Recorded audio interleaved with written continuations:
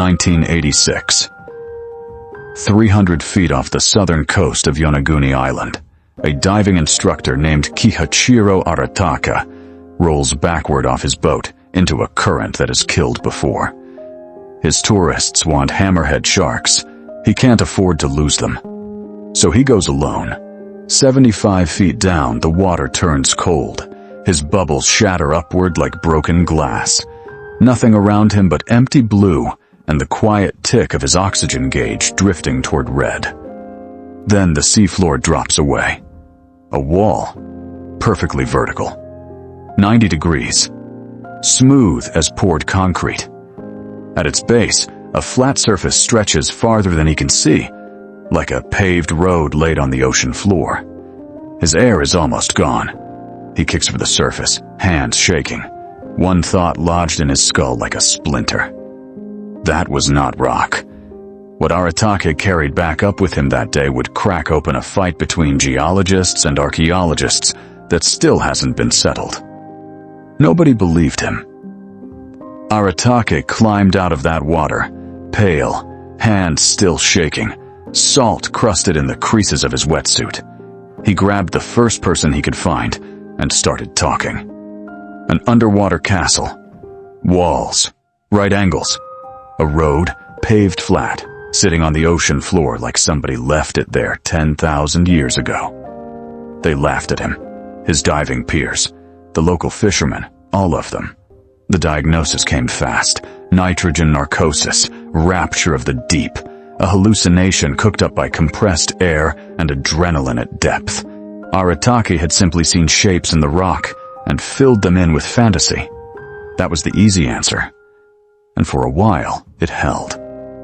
But Aratake wouldn't let it go.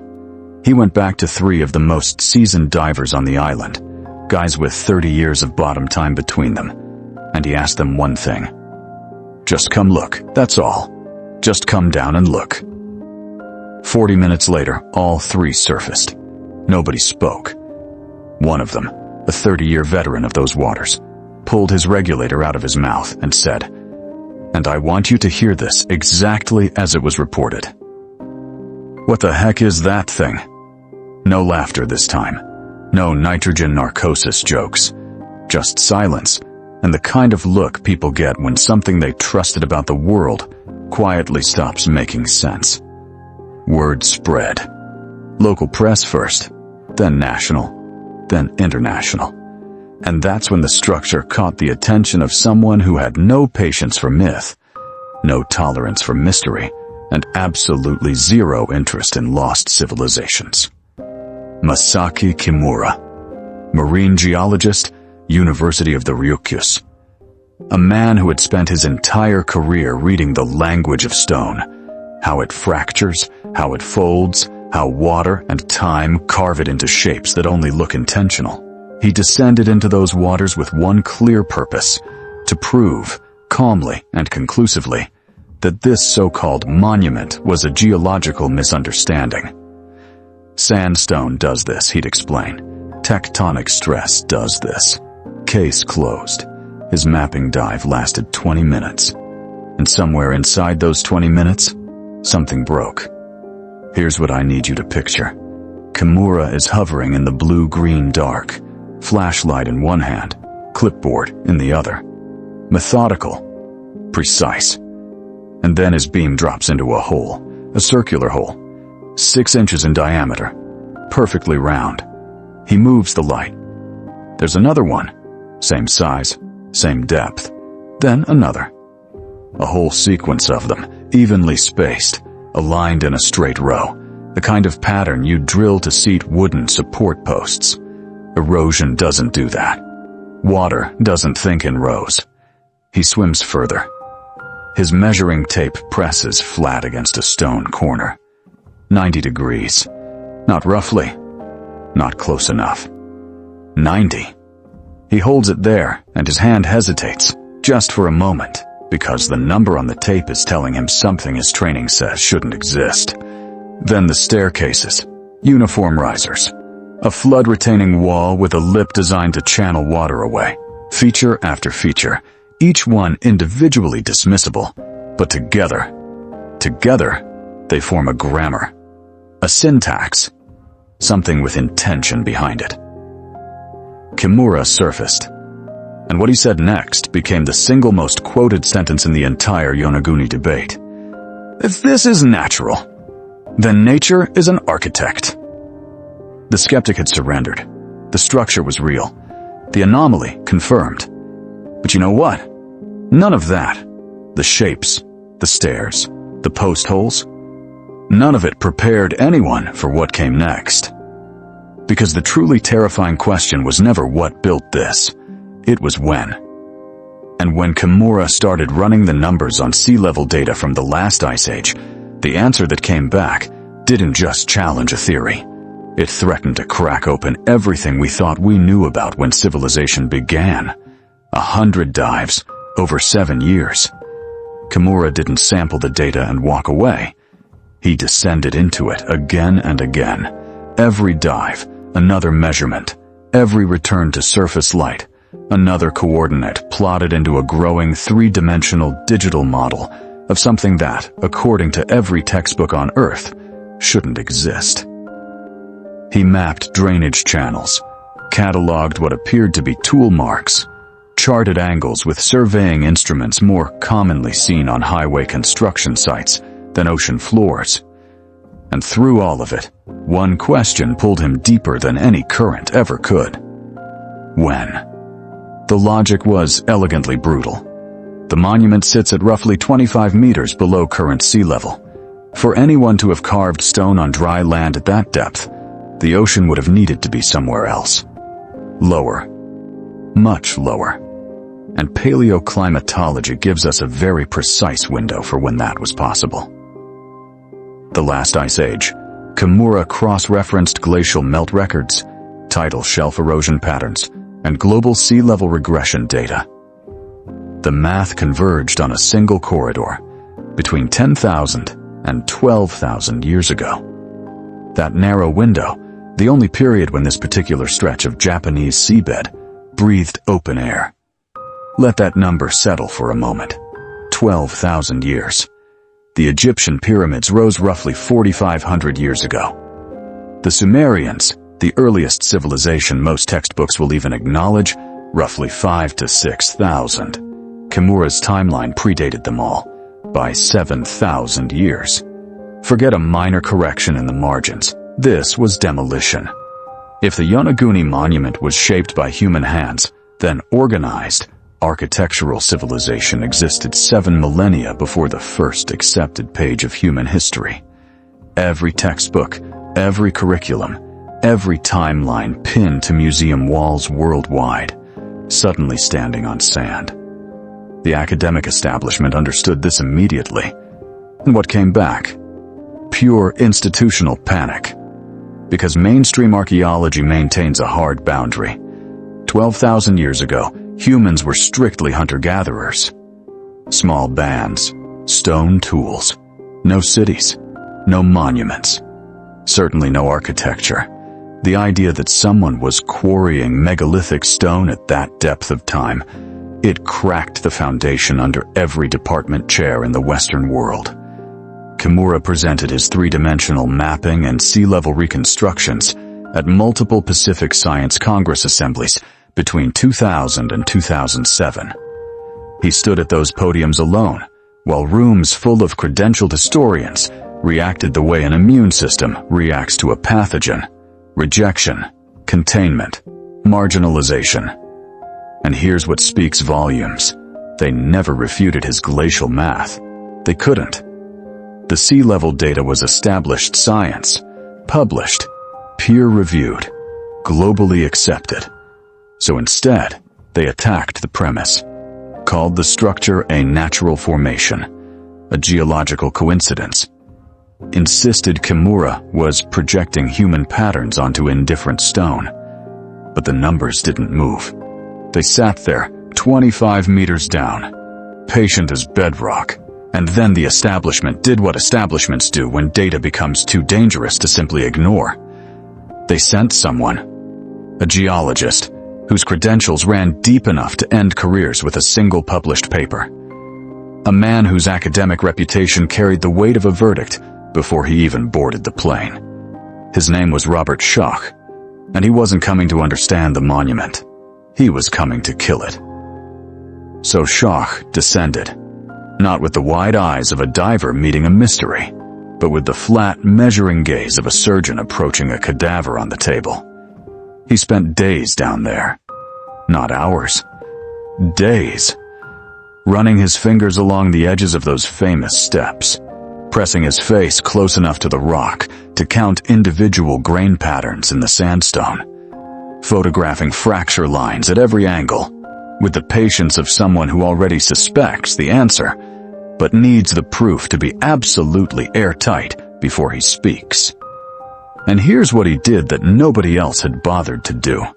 He surfaced, climbed out of the water, and walked along the coastline of Yonaguni Island itself, the dry, sun-bleached part above sea level, where tourists stroll past without a second thought. What he found there should have ended the debate overnight. The exact same formations, step-like terraces, sharp edges, flat plains stacked on top of each other like a deck of cards someone had fanned out and frozen in stone. Identical geometry. Identical angles, all of it sitting in open air, where no ancient civilization had ever been credited with construction. The rocks above the water looked exactly like the rocks below the water, and nobody had built the ones on the shore. Now, the mechanism. Schoch laid it out with the kind of cold, surgical clarity that leaves no room to argue back. Yonaguni's bedrock is sedimentary sandstone, and sedimentary sandstone fractures in parallel planes. He described it as layers like a stack of paper. You pull one sheet, the next one separates cleanly. That's simply what this type of rock does under tectonic stress. No intelligence required. And Yonaguni sits in one of the most earthquake-active zones on the planet. The fractures don't need a chisel. They don't need a lost civilization. They need time, pressure, and the patient violence of plate tectonics doing what plate tectonics has always done. The stairs? Bedding planes. Natural. Predictable. Measurable. The chisel marks that had electrified Kimura's imagination. Scratches. Debris caught in whirlpool currents, dragged across soft stone for thousands of years. The ocean carving its own graffiti with nothing but loose sand and the patience of deep time. Schoch's verdict landed like a stone dropped into still water. No echo, no counter-argument, just the weight of it settling to the bottom. The first rule of geology, he said, is that nature can and will fool you. And sitting with that sentence, really sitting with it, you feel it. The romance draining out of the frame. The ancient city dissolving back into what it perhaps always was. A seabed doing what seabeds do, shaped by forces too slow and too vast for the human eye to instinctively read as anything other than intention. It's a hard thing to accept, that our pattern-seeking minds might have projected meaning onto indifferent stone, that the city was never there. Schoch had done exactly what he came to do. The stairs, explained. The chisel marks, explained. The flat terraces, explained. Every romantic whisper about this place, systematically silenced by sandstone physics. Case closed, almost, because there was one feature Schoch never addressed. A narrow, consistent channel running along the outer perimeter of the structure. What Kimura had carefully mapped as a road. And the thing about roads is, water doesn't carve them. Not like that. Not with that kind of uniformity. Not with those specific dimensions. Schoch's razor had cut deep, but it stopped, right at the edge of something it couldn't reach. So Schoch went back. He went back to that road. Picture him. A geologist who has just spent days proving that nature alone sculpted everything around him. Now, hovering in 30 feet of water, staring down at something his own framework can't touch. a narrow channel running the full perimeter of the structure, swept clean. No rubble, no scattered debris from the thousands of tons of rock that supposedly fractured and fell to create those terraces above it. That's the part that wouldn't let go. Because here's the physics problem nobody talks about. If violent currents carved those massive steps, shearing off layer after layer of sandstone over millennia, where did all that material go? Thousands of cubic meters of rock. Just gone. Not piled at the base. Not distributed across the surrounding seabed in any pattern consistent with natural erosion. The road sat there, clean and uniform, as if someone had swept it bare. And Shock knew. Nature erodes. Nature fractures. Nature doesn't sweep. He could explain the steps. He could explain the right angles. He could explain every grand feature that had made headlines around the world. But this quiet, unremarkable channel along the outer edge, his own geology, the framework he'd built so carefully, so ruthlessly, couldn't account for it. So what does a scientist do when the data contradicts his own conclusion? If you're Robert Schoch, you don't look away. In 1998, he published a synthesis that satisfied nobody and unsettled everyone. He called the Yonaguni structure a terraformed marvel. 95% natural, carved by tectonic stress and sedimentary fracturing, exactly as he demonstrated. But that remaining fraction, the cleaned pathways, the subtle modifications, the geometry sitting just beyond the reach of erosion, those, he argued, bore the fingerprints of an intelligent hand. He openly stated that nature can and will fool you, cuts both ways. Yes, natural forces can mimic human design.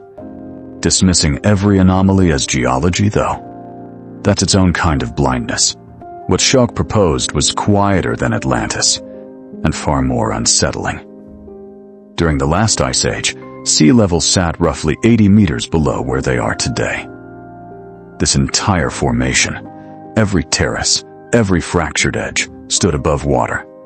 Dry land, open air, and the humans living along that ancient coastline 12,000 years ago found it. They saw something in its geometry, recognized it, revered it. And then, carefully, deliberately, they began to work it. Chiseling, cleaning, widening pathways, shaping a geological accident into a sacred monument. They worked with what the earth had already given them. Hover there for a moment. 30 feet of salt water above stone that nature shaped and human hands refined. 120 centuries ago, someone stood exactly where you're floating, except there was no water. Just open sky, coastal wind, and a massive stone platform rising from the ground like something that demanded reverence. They walked the steps we now film with underwater cameras. They cleaned the roads that Schoch's geology couldn't explain. And then the ocean rose and swallowed it all. That's what the compromise actually means. We share a forgotten timeline with an Ice Age humanity far more capable, far more deliberate than anything our textbooks have ever acknowledged. People who didn't just survive the cold. They observed. They modified. They worshipped. And the sea took every trace, almost. Now, if this were just one underwater anomaly off the southern tip of Japan, you could file it away. A curiosity, a regional footnote. But 5,000 miles from Yonaguni, on a dry hillside in southeastern Turkey, something had been sitting in the dirt for the same 12,000 years. And when they finally pulled it into the light, Schoch's quiet compromise stopped being a footnote. Göbekli Tepe, excavated beginning in 1995. What emerged from that hillside silenced a generation of skeptics with a single carbon dating result, approximately 9500 BC. 11,500 years old, 20-ton T-shaped stone pillars, carved with exquisite animal reliefs, lions, foxes, serpents, vultures, rendered with an anatomical precision that demands generations of accumulated artistic tradition. And the builders? According to every textbook written before that excavation, raw hunter-gatherers. Communities who supposedly lacked the organizational sophistication to do anything beyond chase game and chip flint tools. The academic consensus had been absolute for decades. 12,000 years ago, humanity didn't build monumental structures. Couldn't. The very concept of megalithic architecture before the invention of agriculture was dismissed as career-ending fantasy, the kind of speculation that gets your papers rejected and your funding quietly buried. Then Göbekli Tepe rose from the dirt and made that entire consensus look like a house built on sand. Here is what matters for us. Those pillars weighed 20 tons each. They were quarried from limestone bedrock, precisely shaped, transported across uneven terrain, and erected with geometric intentionality by people living in the exact same epoch as whoever walked across Yonaguni's dry seabed during the Ice Age. The organizational genius required to coordinate hundreds of laborers, to chisel and shift enormous stone with muscle and obsidian tools. It existed. It is carbon-dated. It is peer-reviewed. It is carved into 20-ton pillars you can visit today in open air. Göbekli Tepe functions as the undeniable terrestrial anchor. Proof, under full academic scrutiny, that early humans absolutely possessed the capacity to reshape their landscape with monumental purpose and artistic vision. Which means Shoka's quiet hypothesis that Ice Age communities discovered Yonaguni's natural rock formations and deliberately reshaped portions of them stops sounding radical. It starts sounding conservative. Rest your eyes on those stones for a moment. Feel the full organizational weight behind each quarried megalith on that ridge. Now, take that exact same human brilliance and submerge it. Press it beneath 400 feet of cold, black, impenetrable salt water. Because the true gravity of our timeline is submerged, buried far below the surface in zones no living eye has reached. And here is where the current beneath this entire story shifts direction. For decades, geologists wielded the certainty of post-Ice Age sea level rise as a debunking instrument. Yonaguni sits underwater because seas rose. Therefore, it's eroded natural rock. Case closed. The flooding explained away the anomaly. But step back. Pull the lens away from one Japanese monolith. Look at the entire planet. That same geological certainty, that same flooding, transforms into something far more disturbing than a convenient dismissal. It becomes evidence of systematic, planetary-scale erasure. The peer-reviewed paleoclimatology is precise. Following the last glacial maximum, roughly 10 to 20,000 years ago, global sea levels rose approximately 120 meters, nearly 400 feet. That water didn't seep in gently. Ice caps spanning entire continents collapsed into warming oceans over millennia, and the tide climbed with relentless, apocalyptic patience, consuming every low-lying landscape it touched. Picture coastlines that thrived for thousands of years, vanishing inch by inch beneath a swelling darkness that never receded. Rivers that once fed villages now emptying into open ocean hundreds of miles from their original shores. Now consider what 400 feet of vertical flooding means in human terms. Where do civilizations always cluster? Coastlines, river deltas, sheltered harbors, protected bays. Every major ancient settlement pattern ever documented gravitates toward water, because water means food, trade, and survival. The continental shelves that now lie drowned beneath the ocean 12,000 years ago. Those were the most habitable, most resource-rich, most densely populated terrains on Earth. The post-glacial melt didn't merely touch those zones. It erased them, buried them beneath a crushing, light-swallowing weight of salt water, with no intention of ever giving them back. Yonaguni is one structure, one anomaly off the coast of one small island. But the continental shelves that vanished beneath that rising tide spanned thousands upon thousands of square miles around every major landmass on the planet. The richest possible chapters of early human life, the settlements, the harbors, the monuments, the gathering places where our ancestors built their first attempts at permanence, all of it existed precisely in the zones the water swallowed, first and deepest. 70% of this planet's surface is ocean. We have mapped barely 5% of its floor in any meaningful detail. And the areas most likely to hold evidence of early human architectural achievement, the ancient coastlines, the gentle shelves where communities thrived for millennia, sit beneath an impenetrable liquid vault that our deepest technology has scarcely begun to penetrate. Everything we currently call the history of civilization is reconstructed from what survived above the waterline. The high ridges, the inland plateaus, the lucky hilltops the flood couldn't reach. We study what the water spared and call it the complete record. We've mapped a fraction of what lies below. The rest is dark water, silence, pressure. So when you find yourself near the coast, tonight or any night, and you look out across that black, shifting surface, hold one thought. The people who built Göbekli Tepe possessed vision, coordination, and artistic brilliance that rivals anything in recorded history. And their coastal world, their harbors, their monuments by the sea, is gone.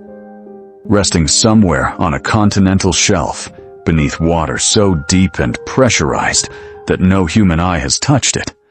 What erased chapters of our timeline are waiting right now, just offshore? Beneath the weight of an ocean that has no interest in giving them back.